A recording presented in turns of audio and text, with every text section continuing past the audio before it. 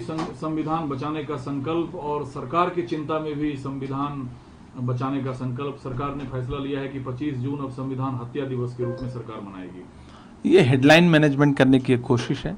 सरकार बहुत सारे मुद्दों पे घिरी हुई है तो हेडलाइन मैनेजमेंट करना चाहती है। दरअसल मौजूदा सरकार की जो पार्टी है और उस पार्टी का जो मातृ संगठन है उसने कई वर्षों तक तिरंगे को नहीं माना, संविधान को नहीं माना। और आज भारतीय जनता पार्टी के बड़े बड़े नेताओं ने पिछले चुनाव में, लोकसभा चुनाव में अनंत हेगड़े से लेकर के लल्लू सिंह से लेकर दिया कुमारी से लेकर के उनके पोस्टर बॉय अरुण गोविल तक ने संविधान बदलने की बात की। और अगर ये संविधान के रक्षक बनने की बात कह रहे हैं तो आज तक इन्होंने अपने नेताओं पे कोई कार्रवाई तक नहीं की।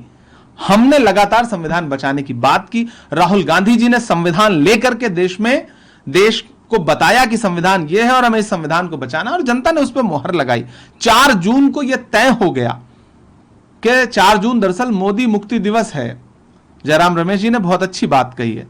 और यह सरकार अब कितनी भी कवायद करे, कितने भी इस तरह के नोटिफिकेशन करे, उसका जनता पे कोई असर नहीं पड़ने जा रहा है। और होना तो यह चाहिए था कि 2 करोड़ नौकरियों का नोटिफिकेशन होता, युवा तो उसका इंतजार कर रहा है। महंगाई का नोटिफिकेशन होता, कम हो रही है महंगाई। लेकिन यह सब छोड़ करके इसको मुद्दों से ध्यान हटाना है सरकार को, इससे ज्यादा कुछ भी नहीं।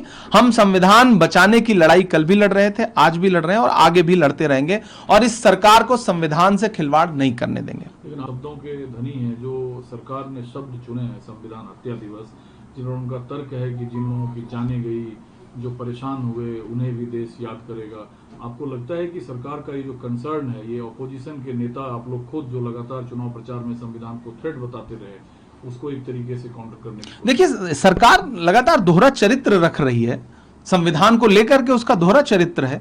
कल ही देश ने देखा कि दिल्ली यूनिवर्सिटी में मनुस्मृति LLB में पढ़ाए जाने का प्रस्ताव की खबरें आई। बाद में जब पूरे देश में विरोध हुआ तो उस प्रस्ताव को खारिज किया गया। तो मन में कुछ और है, बातें संविधान की हैं। यह सरकार तो लगातार संविधान से खिलवाड़ करना चाहती है, लेकिन अच्छा है कि देश ने एक मजबूत विपक्ष दिया है और इस बार हम संविधान से रत्ती भर भी खिलवाड़ इस सरकार को नहीं करने देंगे। कितने भी नोटिफिकेशन करके ध्यान हटाने की कोशिश करें, लेकिन आने वाले विधानसभा चुनाव में आप देखिएगा कि जैसे लोकसभा में देश ने सबक सिखाया इनको, वैसे ही और पुरजोर तरीके से महाराष्ट्र में, हरियाणा में और झारखंड में देश इनको सबक सिखाएगा।